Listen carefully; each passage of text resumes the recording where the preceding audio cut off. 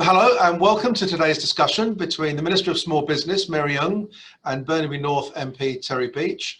My name is Paul Holden, President and CEO of the Burnaby Board of Trade. First of all, what I'd like to do is acknowledge that this event is being held on the traditional territory of the Coast Salish peoples, including the Tsleil-Waututh, Musqueam and Squamish nations. I'd also like to take a brief moment to thank the annual partners of the Burnaby Board of Trade, a tremendous roster of organisations that are here to support us and work with us on delivering the programs and services that we provide year round. At the platinum level, we have the Burnaby Now and the BCIT School of Business. At the gold level, we have SFU, Pacific Blue Cross, Douglas College, Fortis BC, Electronic Arts and ABC Recycling. And at the silver level, we have Scotiabank, Trans Mountain, Appia Development, Alexander College and the Port of Vancouver. So thanks again to all of those fantastic organisations. What I'd like to do first is to invite Terry Beech to say a few words. Terry is the local Member of Parliament for Burnaby North Seymour. He's the Parliamentary Secretary to the Minister of Fisheries, Oceans and Canadian Coast Guard. Terry is an accomplished and experienced entrepreneur, educator and advocate.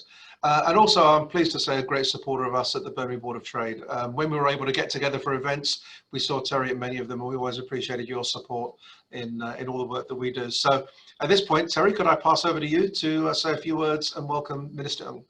Yeah, happily. And thank you, Paul, for inviting me back. I enjoy doing these Zoom meetings. They're a great way to reach out to the community while we're still dealing with this pandemic. I'm not just a big supporter of the Burnaby Board of Trade, also a member. It's going, I think 5 or 6 years now, actually. And of course, anything that I can do for the Board of Trade in Burnaby, I will obviously do. I'm going to introduce the minister here very quickly, but before I do that, I just want to say that since the last time we talked, I think we're seeing more of what we talked about last time. I mean, the government is being very entrepreneurial, and by that I mean it's having to be very fast-moving, agile, adaptive, which is not something that we're used to seeing from our federal government. Normally, you see the municipal and the provincial governments moving faster. Whereas the federal government at this point, because of the nature of the pandemic, has really had to be on its toes and quick moving to adjust to make sure that Canada is in a good position given all the different challenges that we're facing. And those challenges are really unique as we drill down to the different industries that are affected, because each industry has been affected in very unique ways. And so I heard it described by one of our other ministers recently, where, you know, we had to manage for the tens of millions and then the millions and then the hundreds of thousands and the tens of thousands. And over time, since we've last chatted, we've been able to see the programs get more granular and more focused, and finally being able to touch from these kind of broad industry programs to thinking more about unique sectors and how they're affected. So whether it be the events industry that has, you know, significant challenges, 90% of their revenue comes from events that have more than 50 people, which of course is very challenging in the current environment, to films and television, which is a big part here in Burnaby. We've got expanding studios, but you've got some really unique challenges because that's an industry that really needs people to participate in person. You've got retail, of course, you've got restaurants that have been very challenged. Hospitality, tourism, nonprofits, our service sectors. You know, as people in our community are struggling, it's our nonprofits and our service sector that is, you know, really providing the critical services that we're depending on, but they're having the same challenges that our small businesses are having. So we're trying to tailor all of these unique solutions, whether you're a small business owner, a student, a large business owner, an employee, etc. And we've seen some success. So, you know, if you look at the Canada Wage Subsidy, right, 3.7 million Canadian jobs being supported. If we didn't have that program, the landscape in Canada right now would be completely different. You look at the CERB now moving into the new Canada Recovery Benefit, 9 million Canadians. You combine those two plans, you're talking about almost 1 in 3 Canadians. So these programs have really had a massive impact on our local community, and I've appreciated the opportunity to meet with individual businesses and look for opportunities to see how we can improve them. And we've seen some changes recently that I'm sure the minister is going to talk about. So, without further ado, I'd love to introduce the Honourable Mary Ng. She is the MP for Markham Thornhill. She's the Minister, and she's got a few titles here. She wears a lot of hats. The Minister of Small Business, Export Promotion, and International Trade. And I would just love to say that she is a great friend of small business in Burnaby. Not once, but on 2 separate occasions, she has actually come out with me and walked door to door and met with small business owners to hear about their individual needs. She hasn't been able to do it since the pandemic, of course, but here's another opportunity where she's making herself available for the 3rd time so that she can adjust her programs and make sure that businesses in Burnaby and in North Vancouver, mind you, although I know we're focused on Burnaby today, that she's hearing the real feedback on the ground, so that when she's making decisions at the cabinet table, she's taking into account what's actually happening here. So, Mary, thank you for being here, and I'll turn it over to you. Well, thank you so very much, Terry. It's terrific to be here again in Burnaby with you. And Paul, lovely to see you. And thank you so much for all the great work that you're doing at the Burnaby Board of Trade. And to all the members who are watching this, it's great to be here with you.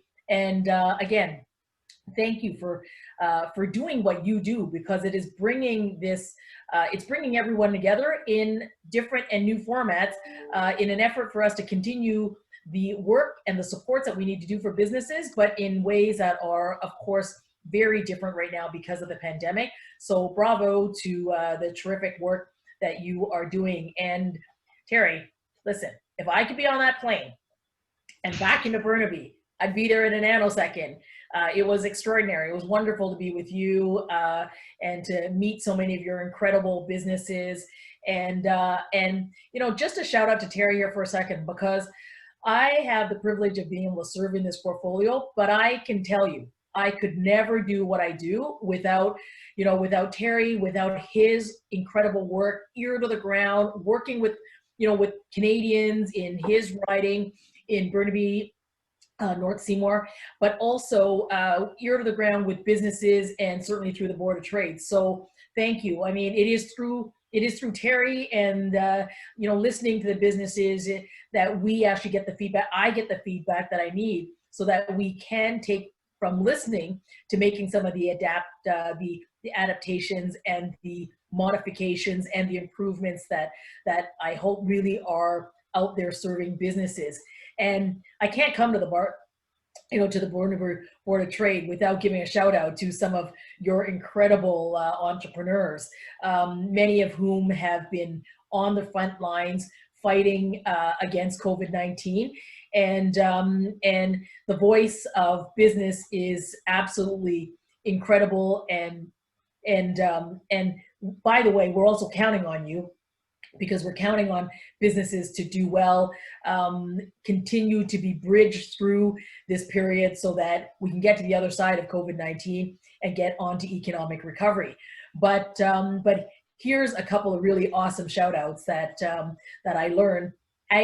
Artron Laboratories, who has developed fast, simple, cost-effective diagnostic test kits that's going to help determine recent or previous exposure to COVID-19.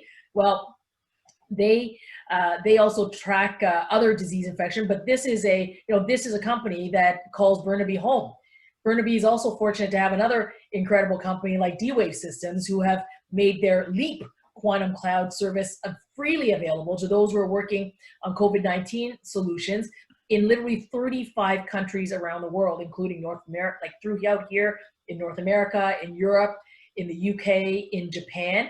And another shout out to someone who helps us get through these cold winters. Now, I know you don't know about them in Burnaby, but trust me, I know about them here in Eastern Canada, and Terry knows about them when he comes into Ottawa in our cold Canadian winters. But it's great to have you know, Burnaby's Storm Tech Performance Apparel, who have been developing high performance outdoor apparel and accessories literally since the late 70s. So there are businesses all across the country, and those are just but a mere couple of examples in Burnaby that I just want to give a huge shout out and a thank you to. And as the minister responsible for both small business and for international trade, when you hear of a business that is not only anchored in Burnaby, but does its business and does it around the world, it is really music to our ears, because it is those very businesses that we want to make sure that they continue to get the help and the support throughout this crisis so that they can recover and that they can continue contributing to the Canadian economy, in addition to all those extraordinary businesses that are on your main streets.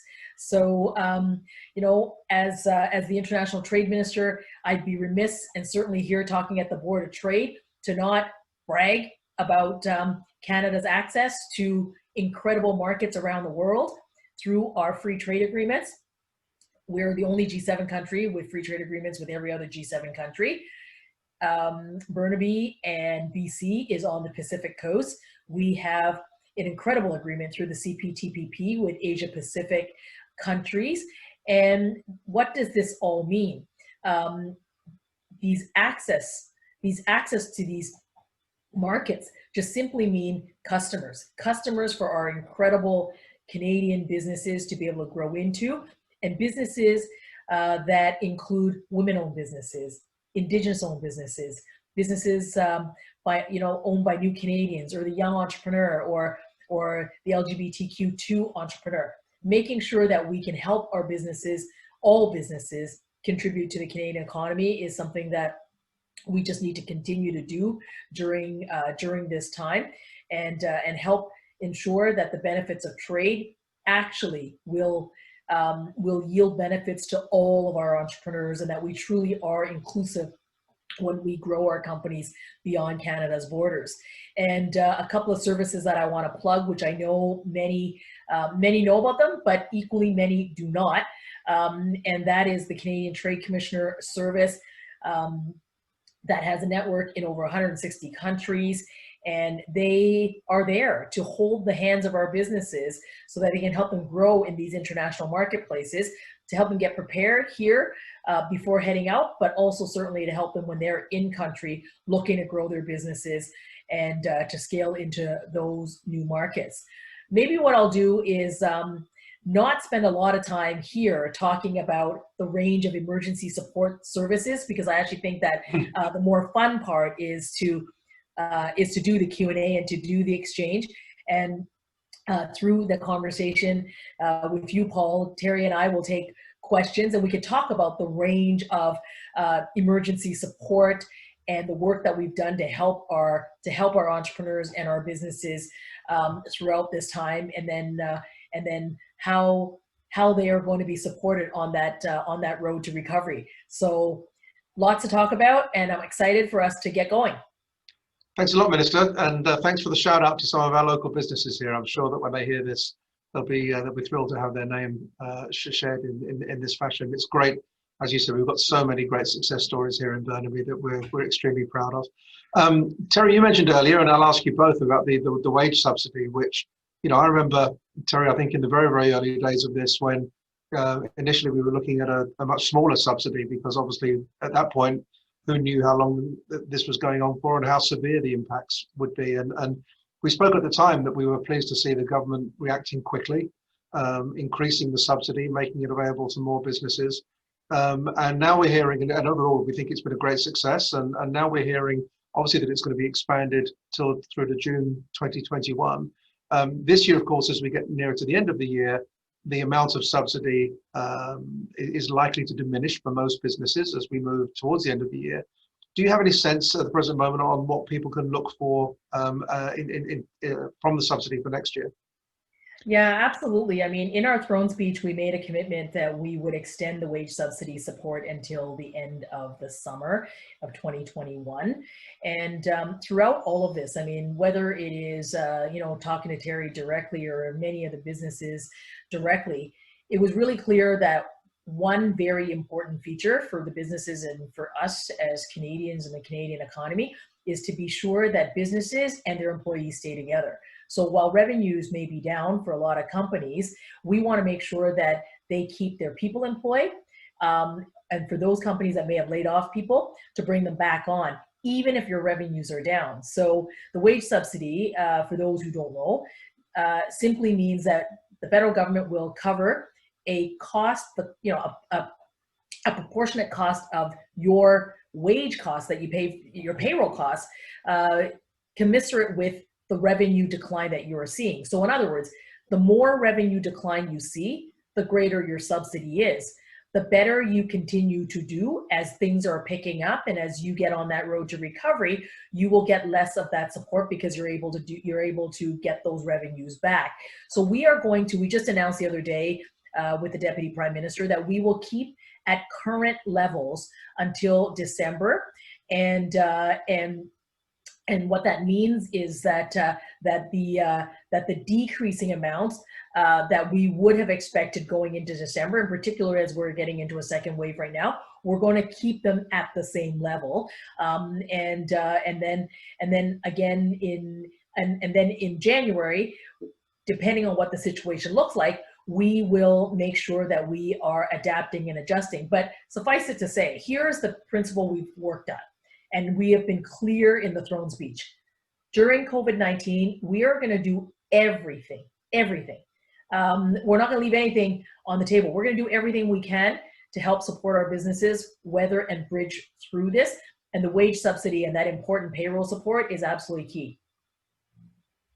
Thank you. And hopefully as we come towards next year, there'll be continued opportunities for organizations like us representing businesses to have some form of input or some form of role perhaps in potentially shaping how that might look. Yeah, that's where Terry comes in. Talk to Terry.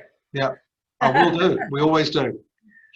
Can I come on to another area now, which we heard a lot from, obviously, from our members right from the very early days of the impacts of COVID, and that's in the area of commercial rent. So the rent assistance program has ended up, as we know, costing far less and therefore helping perhaps far fewer businesses than was originally intended. We also heard stories of businesses who either had landlords who refused to participate in the program or who wanted to charge the businesses admin fees to apply because it was so complex.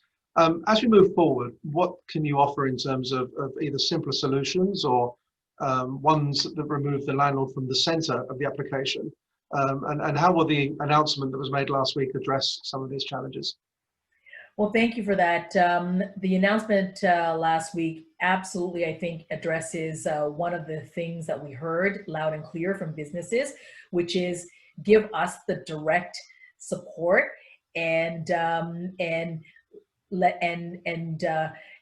landlords for sure can continue to have a role. They may continue to work with small business owners on those individual premises where the businesses may still need it. But certainly the emergency rent subsidy that has been introduced that we announced the other day will in fact provide that direct support to businesses, and it will actually run through the CRA, very similar to the way that we run the emergency wage subsidy. So I think a lot of the businesses who already are getting that payroll support through the wage subsidy are going to be quite familiar with how it will work. I mean, we are going to provide support for this fixed cost, this important fixed cost, again, tied to the revenue loss you will experience. We know that there are businesses who during this time have done all right. This program isn't for them. This program, just like the wage subsidy program, is for businesses who are experiencing that decline. We know that your revenue may decline, but we know that your bills are still at 100%. You still have to pay that fixed cost. You still have to pay that rent bill. So the the rent subsidy is going to help with that. We're going to introduce legislation very, very soon to bring this into effect. But what this simply means is that businesses themselves will be able to apply for the rent subsidy and they will get the help that they need to deal with that fixed cost. We will backdate it until September so that it covers that period. And I would also, sort of say around the commercial rent assistance program, the previous program, 130,000 businesses got support from that program. It helped 1.2 million jobs. It kept 1.2 million jobs because of that rent support. So I think that program worked, and we can make it even better. And we're listening to businesses around having that direct support to them, and that's what this rent subsidy is all about. I don't know, Terry, if you've got anything to add to that from a Burnaby standpoint. Well, I think the only thing that I would add is that thank you to all the businesses that provided feedback. Unlike the CERB and the wage subsidy, there was a lot of people that were like, okay, this is meaning to be helpful, but it's not quite getting me across the line and helping solve my problem.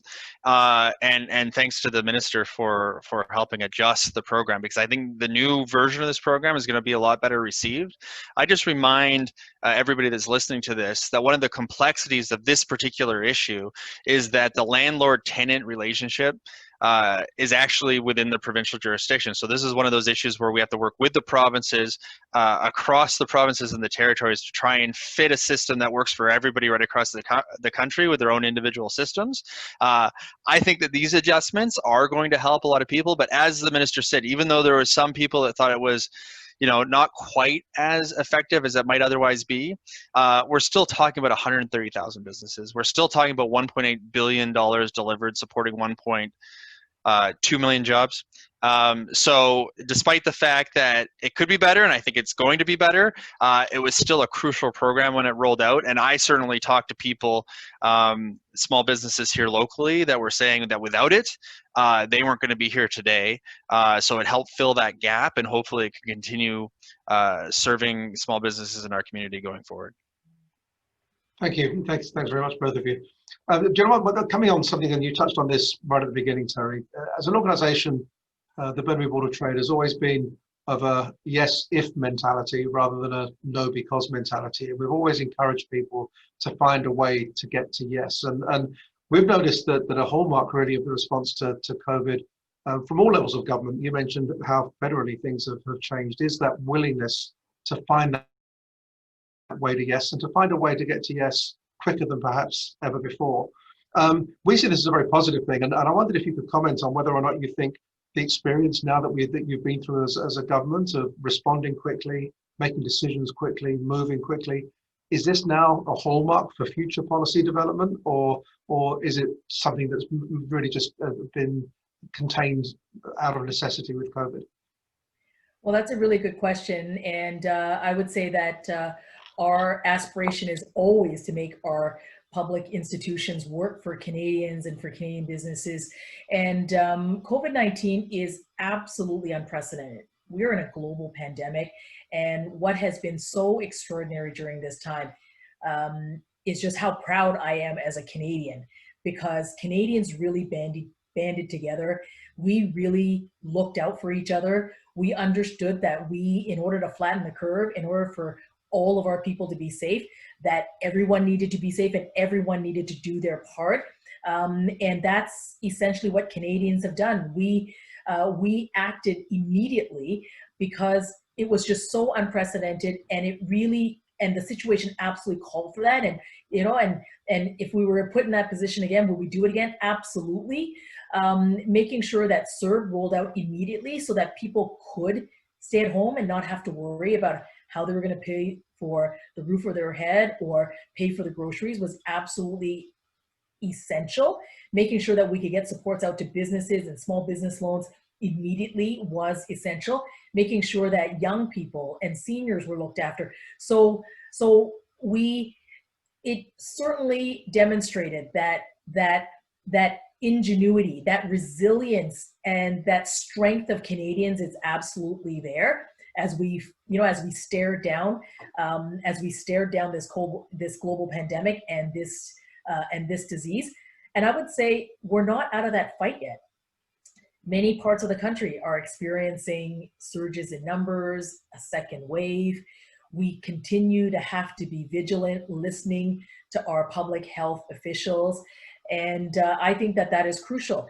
The way in which we collectively manage and deal with COVID-19 is directly tied to the well-being of our economy. So I think what you will continue to see is a commitment that I think we've always had, which is Canadians first always, and making sure that we are looking after them. And here is a very good time to also give a shout out to those extraordinary civil servants who most Canadians don't see. But when I think about at the height of this at the very beginning, the sheer professionalism, commitment, dedication to working long hours to just come up with solutions so that we could all do it together, that we're all well served. And those frontline workers, healthcare workers, it really was Team Canada. And what this says to me is that this country is up for it. It's always up for it. And I couldn't be prouder than to be a Canadian. It's always been that way, and even more so today. Yes, that's great. Thank you. And obviously, we've spoken about a lot of the measures that were essential, and they've come at a cost, obviously. And it's been reported that we could be looking at a federal deficit of around 350 billion for this fiscal year. And obviously, the unprecedented economic challenges required an unprecedented response. But understandably, a lot of people are nervous about the amount of deficit that's being run up and how it's going to be paid for. Do you have concerns about the level of deficit spending we've had to undertake? And I suppose, how do you see us addressing it? And hopefully, we'd hope that you would commit that it won't be a recovery that's eventually financed on the backs of the business community. Well, that's a very, very good question. And I guess the way to answer this might be just simply to say, look, we knew that what was in front of us was the need to respond to Canadians so that Canadians can fight COVID-19. And I, having talked to thousands and thousands of businesses and entrepreneurs across the country, I think that what they said to me and what I concluded was that the cost of inaction would be far greater than what we ultimately did, which is to support Canadians through the most challenging time. I think all of us certainly in my generation have experienced. Canada was in a really terrific, strong financial position going into COVID-19. Canada was among the lowest in debt to GDP.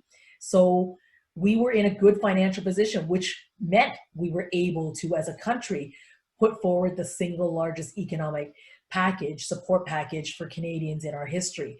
And I would say Canadians are still facing this hardship. Many are still struggling without jobs and can't go back to work.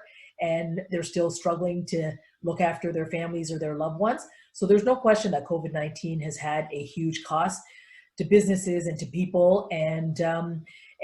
But that cost would be more if we had done less. So we would be, I think, in a deeper recession.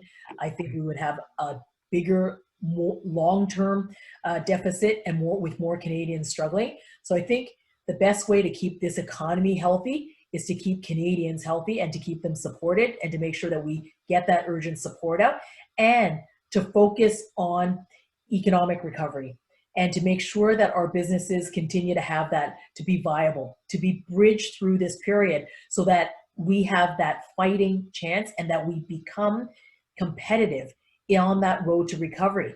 I think about my role in international trade and how important it is to help our businesses continue to pursue business in those international markets. We aren't letting COVID-19 stop us.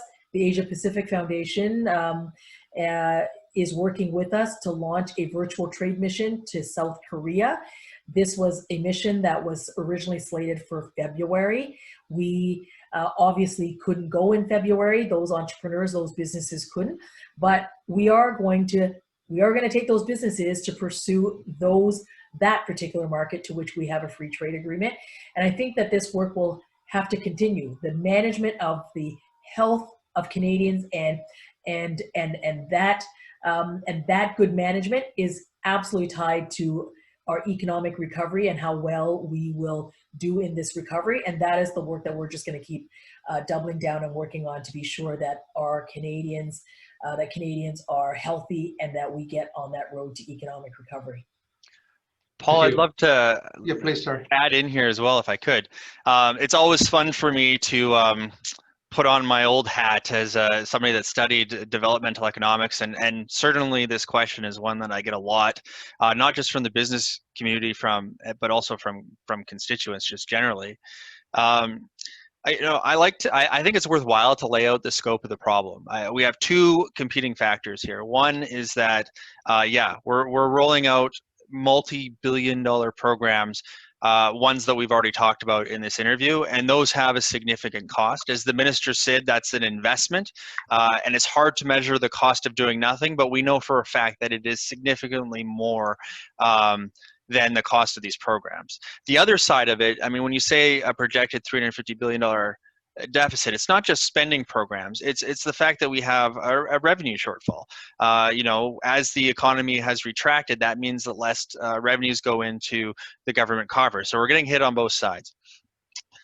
My own take on this is that while the fiscal anchor that led us through the first 5 years of our term in government, which was to continuously lower the debt to GDP ratio, we did that by ensuring that the economy was growing faster than the debt that we were accumulating, and we made that by making smart investments, things like infrastructure. Now that we have a pandemic hole in the economy that we need to fill, when I talk to the Prime Minister or ministers like Mary,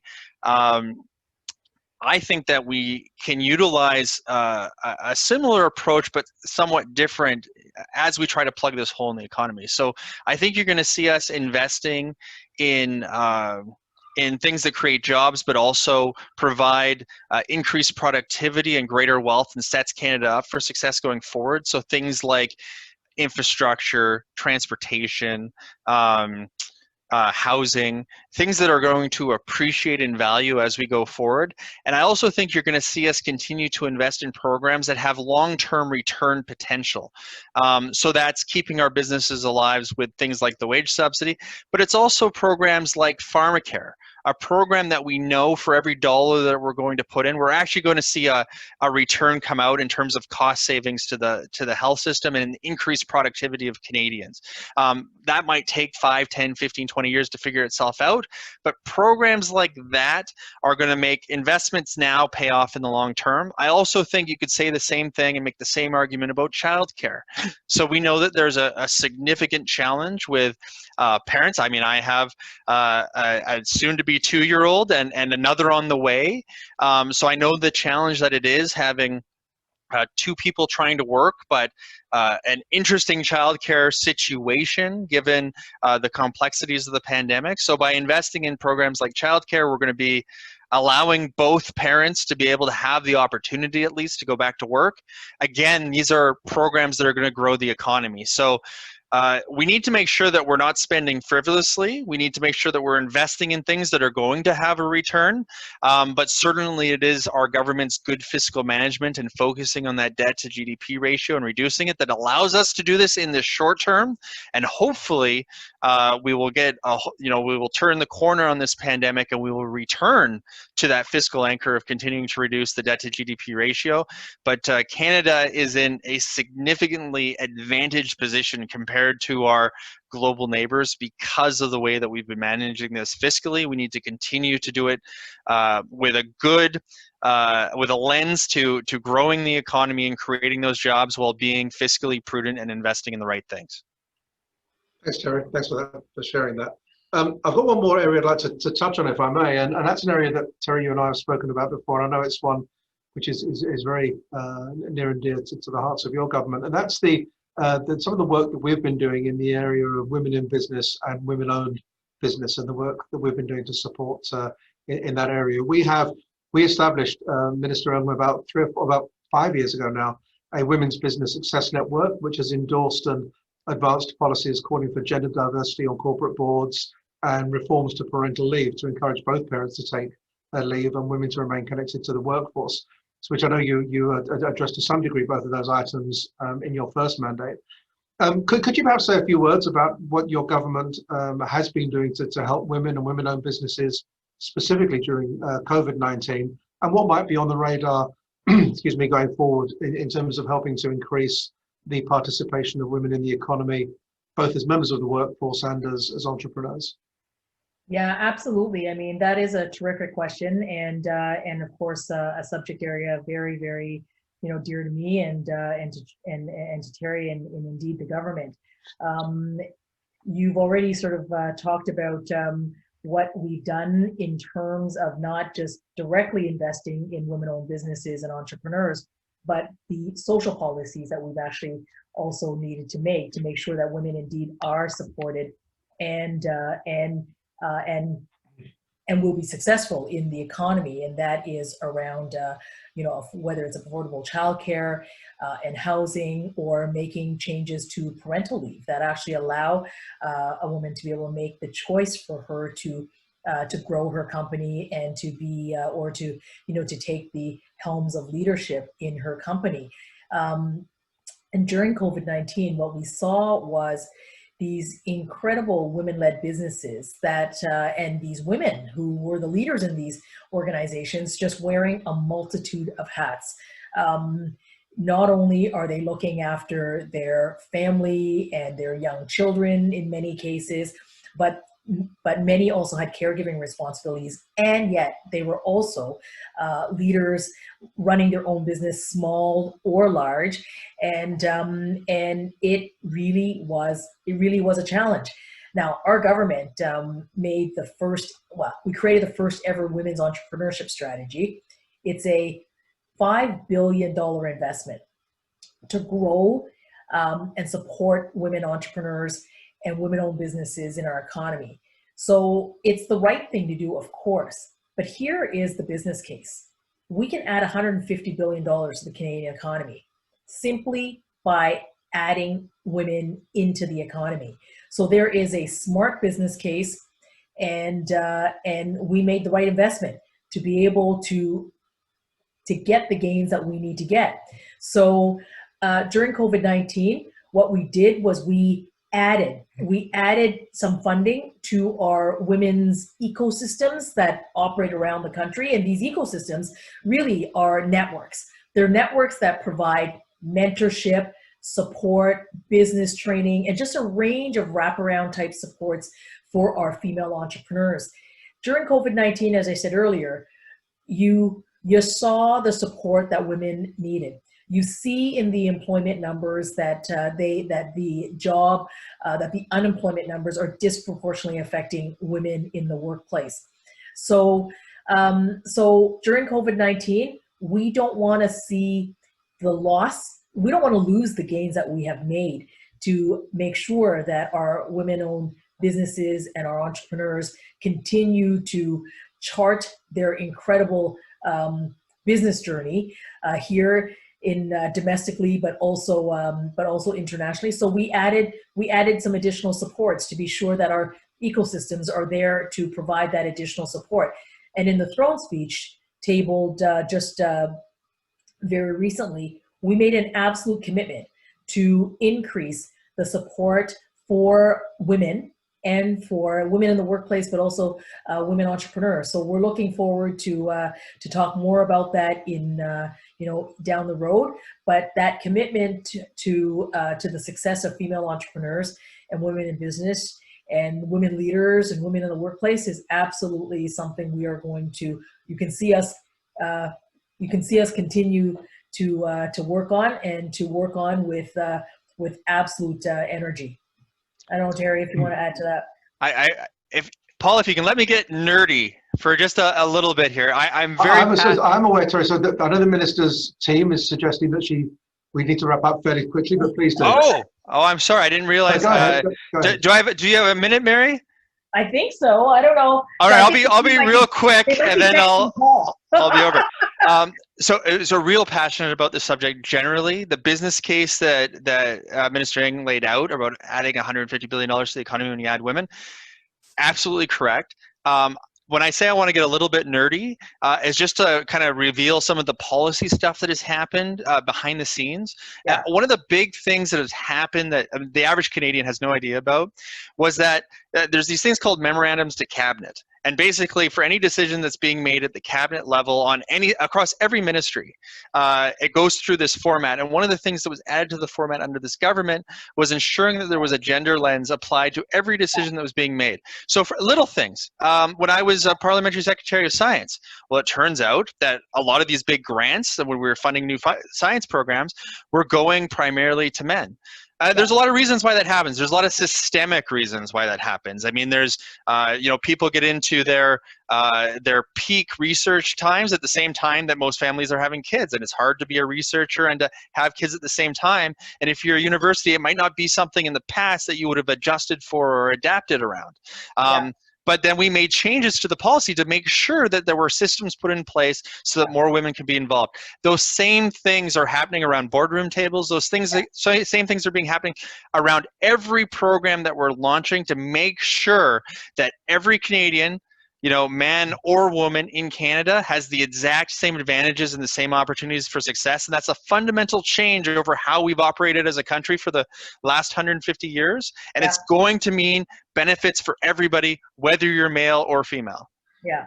And to add to that point there, it is enshrined in law now that our federal budgets are made with a gender lens. So the GVA Plus is very much a part of the federal budget planning process, so that we actually see those gains in a systemic way built into the system.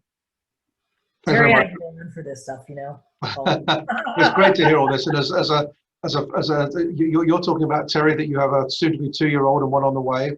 Mine are a little bit older than that, and I'm a father of a 22-year-old daughter who's just graduating from UBC in sciences. So I'm looking forward to all the wonderful opportunities that are out there for her as well. Thank you very much, both of you. Great to see you again, Minister Ung, and hopefully we'll see you in person as opposed to just virtually next time we can get together.